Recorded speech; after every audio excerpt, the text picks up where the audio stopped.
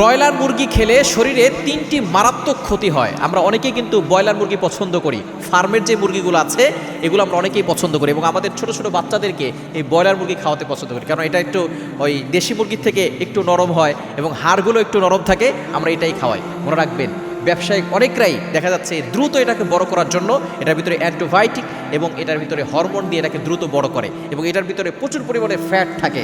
সুতরাং এই ব্রয়লার মুরগি যদি আপনি নিয়মিত খেতে থাকেন তাহলে কিন্তু আস্তে আস্তে বড় ধরনের রোগের ভিতরে আপনি চলে যাবেন, এমনকি ক্যান্সার হয়ে আপনি দুনিয়া থেকে বিদায় হয়ে যেতে পারেন। এজন্য বর্তমানে খাবার খেতে আপনি অবশ্যই সতর্ক থাকবেন, কেননা এই খাবার আপনাকে দুনিয়া থেকে বিদায় করে দিতে পারে। বর্তমানে প্রত্যেকটা খাবারের ভিতরে ভেজাল। সুতরাং এই ব্রয়লার মুরগি যদি আপনি নিয়মিত খান তাহলে ১ নম্বর যে ক্ষতি হবে সেটা হচ্ছে আপনার হৃদরোগের ঝুঁকি বেড়ে যাবে। হৃদরোগ, বিশেষ করে হার্টের সমস্যা হতে পারে, হৃদরোগের ঝুঁকি বেড়ে যেতে পারে, উচ্চ কোলেস্টেরল এটা বেড়ে যেতে পারে। এজন্য অবশ্যই আপনি এটা থেকে দূরে সরে আসবেন। দ্বিতীয় নাম্বার হচ্ছে, যদি এটার ভিতরে প্রচুর পরিমাণে ফ্যাট থাকে, এটা আপনার শরীরের ভিতরে বিভিন্ন ধরনের জীবাণু, এরপরে এই জীবাণু আপনার শরীরের ভিতরে সংক্রমণ ঘটাতে পারে, আপনার শরীরের ভিতরে মানবদেহের ভিতরে বড় ধরনের সমস্যা সৃষ্টি করতে পারে।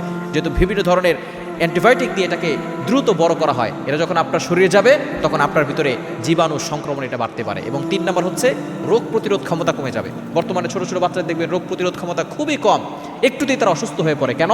এই যে আপনি ব্রয়লার মুরগি বেশি বেশি খাওয়াচ্ছেন। এই জন্য এই ব্রয়লার মুরগি থেকে আমাদেরকে দূরে সরে আসতে হবে। আমরা টাটকা খাবার খাওয়ার চেষ্টা করবো ইনশাআল্লাহ।